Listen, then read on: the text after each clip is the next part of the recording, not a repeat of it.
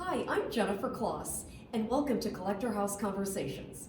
It is my pleasure to be here previewing the David Dike Fine Art Texas auction. It is the 25th anniversary. Congratulations, David. Well, thank you, Jennifer. We're happy you're here and glad that you're here to preview our exciting sale that we're having on October 30th.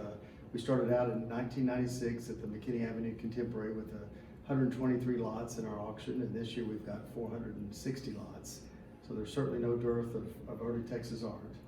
Absolutely. And within the 460, we are standing in front of some highlights. So what we're going to do is share a couple little stories about some of the key works. So first we're going to start with Jose Arpa. Tell us a little bit about the lot. Well, Arpa was a Spanish artist. He was trained in Spain, and he was more of an Impressionist. And this particular painting is titled Fuente de la Corva, and it's a little village on the northwest part of Spain, and it was painted in 1910, and it represents a lot of his Impressionist techniques. He was a master with color and light, and this painting certainly reflects that. He came to Texas in the 1920s and ended up residing in San Antonio from 1923 until 1932, and then he ended up going back to Spain and spent the rest of his life there until he passed away in 1952. But he left a great legacy of terrific art that he did here in San Antonio and around the Texas Hill Country. Okay, wonderful. Well, and another one of my personal favorite artists is Everett Spruce. So tell us. Spruce was a true master. In fact, he was born in Arkansas. He attended, Catherine and Owen Travis had a summer school up in Cass, Arkansas.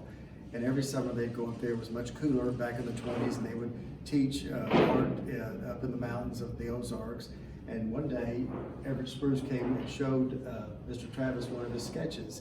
And I kind of imagine it was kind of like when Earl Campbell showed up for freshman football at John Tyler High School. The coach said, "Wow, this person's in a league of his own." And I think Olin Travis thought that of Everett Spruce when he saw one of his sketches, because he immediately said, this person is in a class by himself.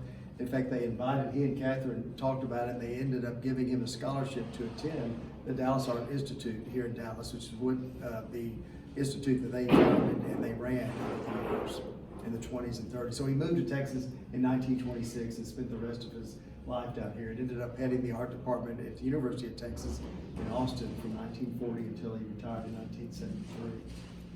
It's amazing. This is a key piece of Texas history. Beautiful. I sold that painting 25 years ago, and now it's come full circle back to the gallery, or back to the auction. Amazing, amazing. Now, what about Salinas? Let's look at this one behind you. Well, Porfirio Salinas was a legendary Texas artist. He was born in Bastrop, Texas, just east of Austin. He started out studying or working with Robert Wood, who was an artist from England, and Robert Wood hired him to carry his paints and easels and brushes out while he would paint. And Mr. Salinas asked if he could take lessons from Robert Wood, and Mr. Wood said, "No, I don't give lessons." And so Salinas would go out and take his paints and take his brushes and look over his shoulder and kind of learn Robert Wood's technique.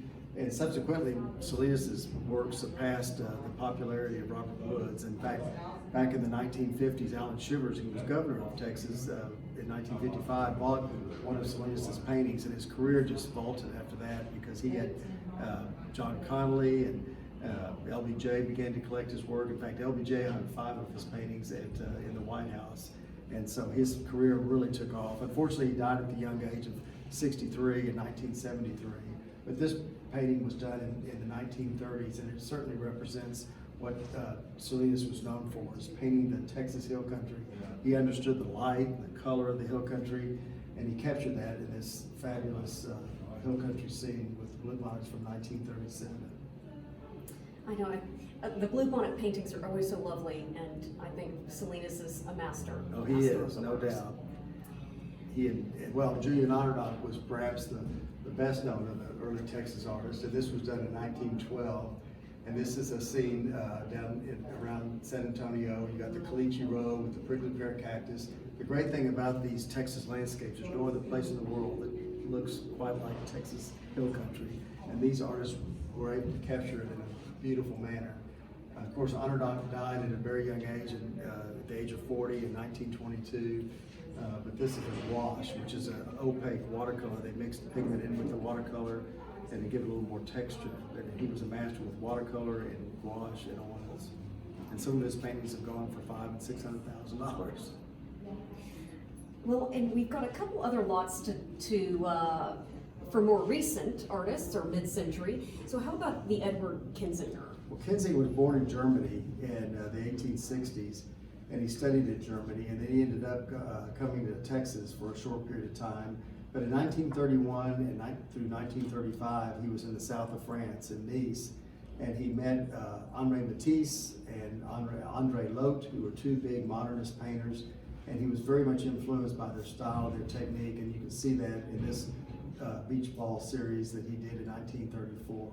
We've had a number of his paintings over the years, and in 1936 he came to Texas again, and he ended up at the art department at Baylor University in Waco, and he stayed there until about 1952, and then moved on to Virginia. But this is a fabulous example. It kind of has a Pablo Picasso or Matisse feel to it. Absolutely, I think it's one of the key works to look for in the auction. And then lastly, let's look at lot 234 by David Bates. Yes, I was real excited when the gentleman brought this in. He and his wife had purchased this in 2008 from Tally Dunn Gallery, and they loved the painting because they had a dog. The title of the painting is Lulu, and they had a dog that they just loved named Lulu, and so they purchased the painting from Tally, and then Tally had a larger painting that she got in 2015, and so they bought that. And then in 2019, Lulu passed away, so they said, well, we need to let Lulu go. We lost our precious dog, and we're going to let the David Bates go. And in fact, Bates, from what I understand, is retiring from painting, and he's going to become a musician, or he's always been a musician, but he's going to pursue that career and retire from painting. But anyway, I hope that y'all can make it to the auction. It's October 30th. I'll let you. Well, that's what I'm so glad to get to share these highlights with you, and thank you, David, for always teaching me something every time I come to the auction. So the preview is on view at Wildman Framing in the Dallas Design District, and it's also, all information is on the website, and I hope that you can make it to the Texas Fine Art Auction.